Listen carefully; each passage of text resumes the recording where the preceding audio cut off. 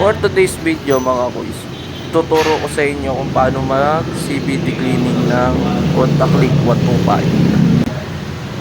Panoorin nyo itong aking tutorial mga kuys para pwede rin kayo mag DIY. Kaya gagamit tayo dito ng 8mm socket. Tatanggalin nyo lang yung mga bolt ng CVT cover. Yan.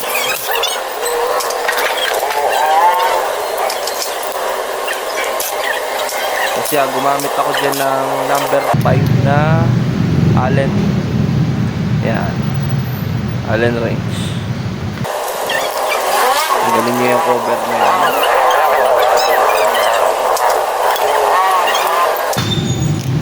Tapos yan dito mga kuys, gagamit kayo ng 19mm socket. At tanggalin nyo yung sa may bandang torque drive. Yan.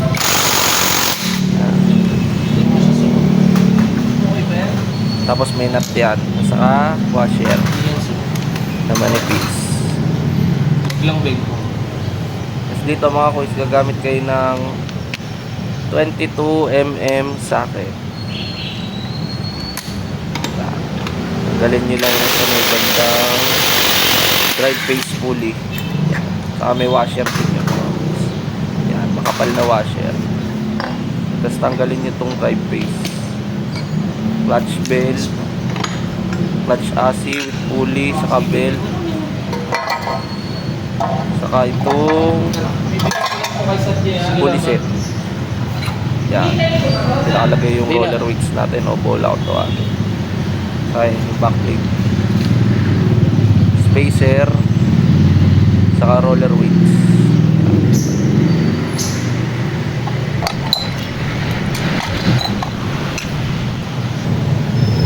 Tatanggalin naman natin dito sa bandang to yung clutch assy natin mga kuys. Yan, nagamit kayo ng 39mm socket.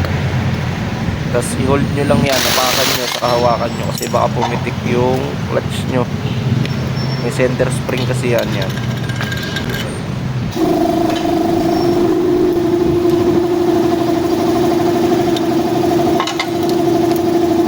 Tapos dito mga kuys, tatanggalin nyo yung circlip. Yan, ginagamitan ko lang yan ng flat screw. Kasi titwist mo lang habang kino-cover mo ng iyong kamay kasi baka tumalsik. May times kasi na tumatalsik yan pagka yung bago pa lang. Ganyan, taktak nyo lang para matanggal nyo yung clutch plate.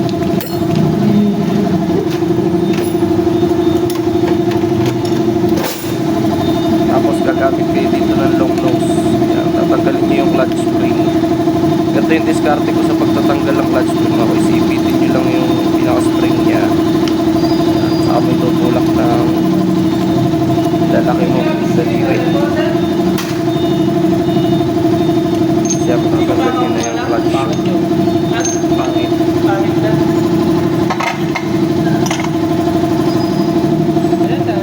Update ko kayo mga kuys, lilinisin lang natin to. Ang gamit ko dito ay tubig at sabon. Update ko kayo mga kuys. So ito mga kuys, nalinis na natin. Ginagamitan ko lang siya ng air duster para mapatayo natin ng higay yung ating CVT. Yan. Tutuyuin nyo rin ng higay mga kuys kasi kailangan yan ay walang moisture. Kasi pag may moisture yan, kakalawangin yan mga kuys. Kaya tayo gumagamit ng tubig at sabon para yung mga rubber parts natin ay hindi maapektuhan. Kaya mga kuys, tapos na ang ating pagpapatuyo ng ating pyesa. Kaya ituturo ko sa inyo yung pagkakasunod-sunod na pagkakamit yan din sa loob ng CVT. Ang gagawin nyo mga kuys yan, nilagyan natin ng grasa yung shafting ng crankshaft saka ng transmission. Yan, shafting niya, lalagyan nyo na konting grasa. Tapos dito sa bandang pulley side yan, lagyan nyo rin yung loob doon, pinapasukan ng spacer. Lagyan nyo na konting grease lang. Tapos yan, yung posisyon ng roller weights o yung bola, kailangan nasa left side yung flat. Yan. Sa taas. Kung sa taas kayo magsisimula, sa left side. Tapos sunod natin dito yung backplate. Kaya ikakabit natin yung slider piece. Yan. Ganyan yung pasok nyo mga kuys. Sundan nyo lang to mga kuys, di kayo malilito. Tapos pasok mo tong backplate yan.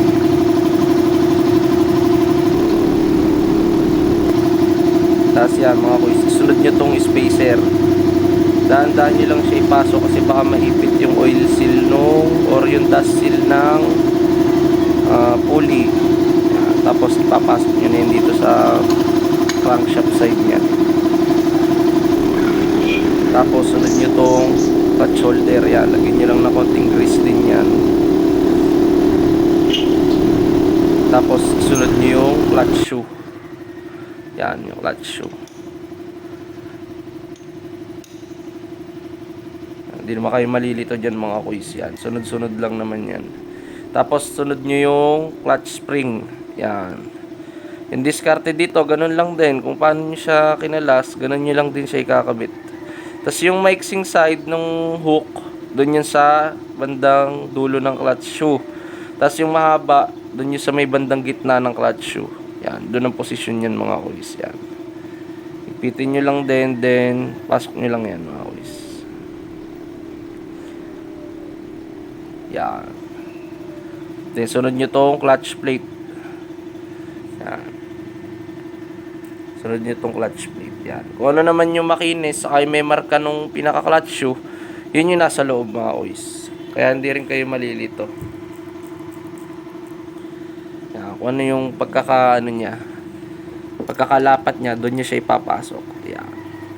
Tapos diskarte ko dito mga kuys, pupukpukin nyo siya ng rubber mallet para mas pasok yung plate nya, para pag nagkabit kayo ng circlip, hindi siya mahirap ilagay mga kuys. Yan. Yan, ito yung circlip, sunod nyo yung circlip. Yan, yung ganun din, parang sa clutch plate lang din yung paglalagay. Yung makinis sa loob yun, sa ilalim. Tapos yung magaspang or yung parang may kanto, yun yung sa taas. Then lagay niya natin dito sa center spring or dun sa torque drive yung ating clutch assembly. Yan. Tapos ito yung 39mm na nut. Tapos i-press nyo lang siya. Then yung sabi ko nga sa inyo, hawakan nyo maigi, pakan nyo lang. Then hawakan nyo, saka nyo ikabit ng kamay. Yan. Iahan tighten nyo muna kasi baka ma-lost thread yan pag dinaretso nyo ng impact. Yan, hand-tighten nyo muna. Pag di na kaya ng kamay, dun lang tayo nagagamit ng impact. Yan. Sabi ko nga sa inyo mga kuys, mas maganda kung susundin nyo yung torque value ng ating higpit sa mga nut. Mas maganda kung susundin nyo yun mga kuys. Yan. Tapos pagkakabit naman ng belt, may orientation yan. Kailangan yung nababasa, dun mo siya itatapat. Yan. Tapos i-press nyo lang tong torque drive para hindi kayo mahirapan. Yan. Yan. Tignan nyo na, ipasok na natin mga kuys yun.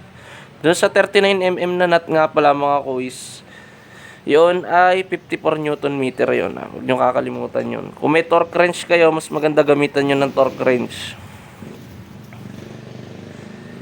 Yan. Tapos huwag nyo kakalimutan lagyan ng grasa yung torque drive bearing. Yan. Lalagyan nyo ng konting grasa mga kuys. Yan.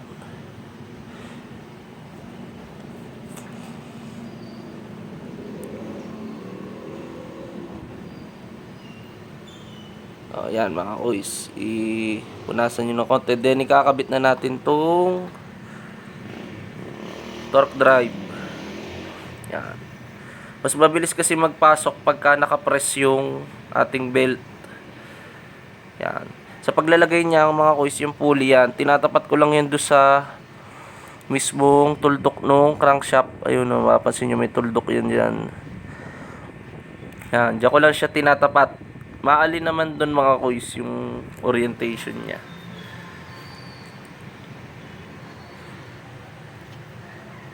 Yan, kabit nyo na tong drive phase. Tapos isusunod nyo yung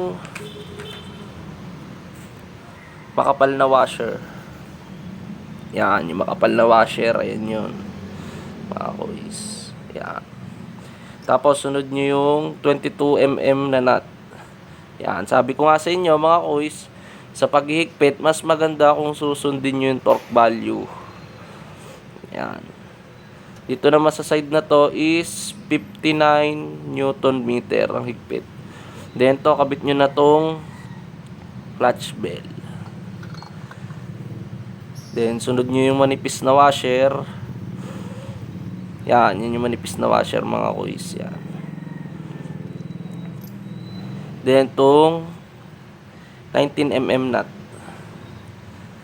Yan.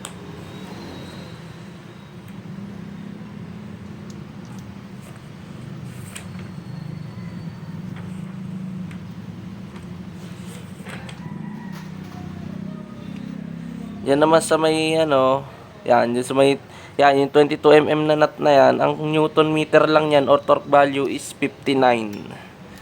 Yan.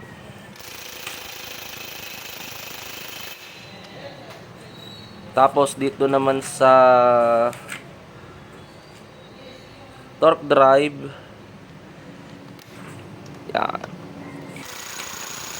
is 48 Newton meter lamang.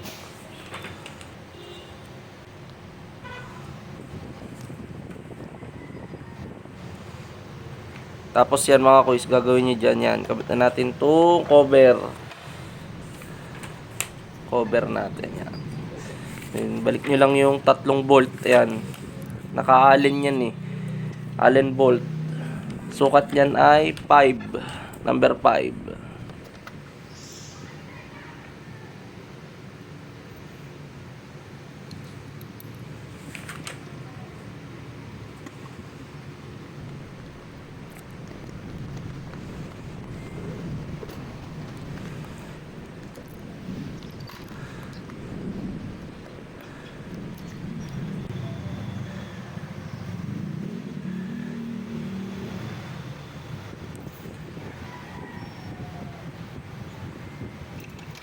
Yan. Bago natin siya isalpak, mga kuys, ang gagawin nyo dyan, paandarin nyo muna para yung belt ay lumapat ng ayos. Para pag sasalpak mo nung mismong cover, hindi siya yung parang lalagapak. Yan.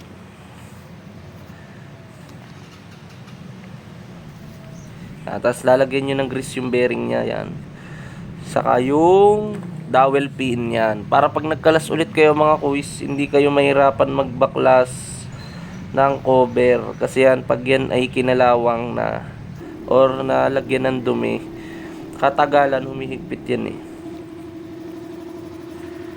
O yan, sunod na natin tong cover. Yan. Baba nyo muna tong brake cable. Yan. Tapos saka natin isalpak tong cover. CVT cover.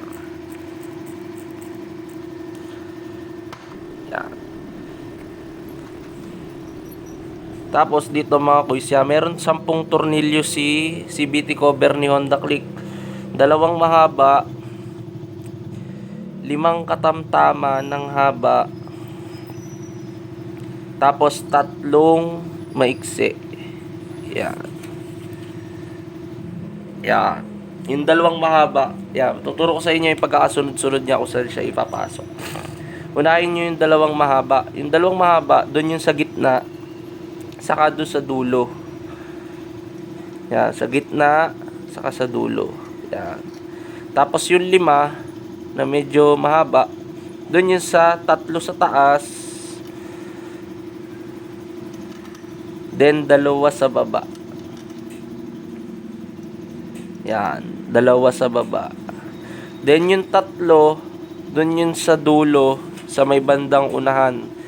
isang tornilyo dun sa may brake cable. Yan, ipapasok nyo muna yan dyan sa may parang bracket ng brake cable. Yan, saka nyo ipasok siya dun sa suksukan din. Itong dalawa, yung sa baba, saka sa taas. Yan.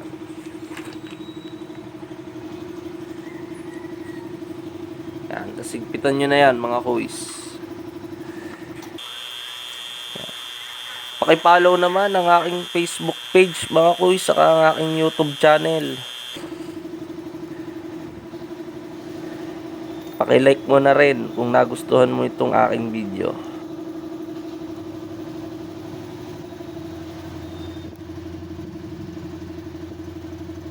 Salamat mga kuys.